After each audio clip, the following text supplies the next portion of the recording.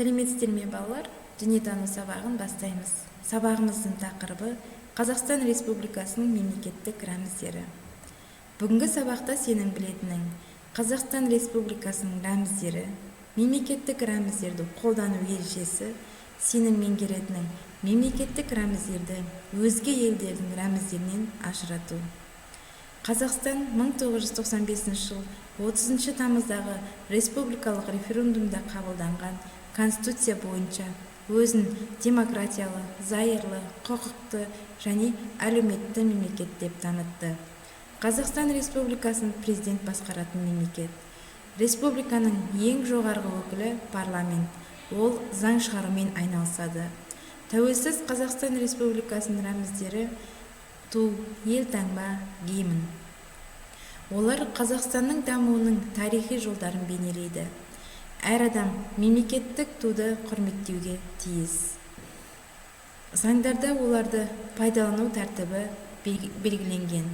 Мемлекеттік туда күн, қыран бейнеленген. Нұрға малынған алтын күн тыныштық пен байлықты бейнелейді. Қыран еркіндіктің символы. Қазақстан халқы еркін, тәуелсіз адамдар. Ою-өрнек Қазақстан халқының ерекшелігін сипаттайтын символ.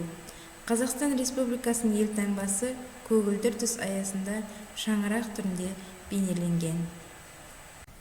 Оған күн сәулесі сияқты уықтар шаншылған. Екі жағынан аңыздардағы пырақ аттың қанаты мен жиектелген. Елтаңбаның төменгі жағында Қазақстан деген жазуы бар. Елтаңба ту, мөр, монета, архитектуралық құрылыстар, өнер туындылары, қолжазбалар мен кітаптарға бейнеленеді. Гимн Қазақстан Республикасының рәміздерінің бірі. Салтанатты ән. Гимннің сөзін жазғандар Жұмекен Нәжімеденов, Нұрсұлтан Назарбаев. Әнін жазған Шәмші Қалдаяқов. Ресми салтанатты жиындарды гимн орындалған кезде Қазақстан азаматтары орындарынан тұрып, оң алақанын кеудесінің сол жағына қойып, қосылып айтады.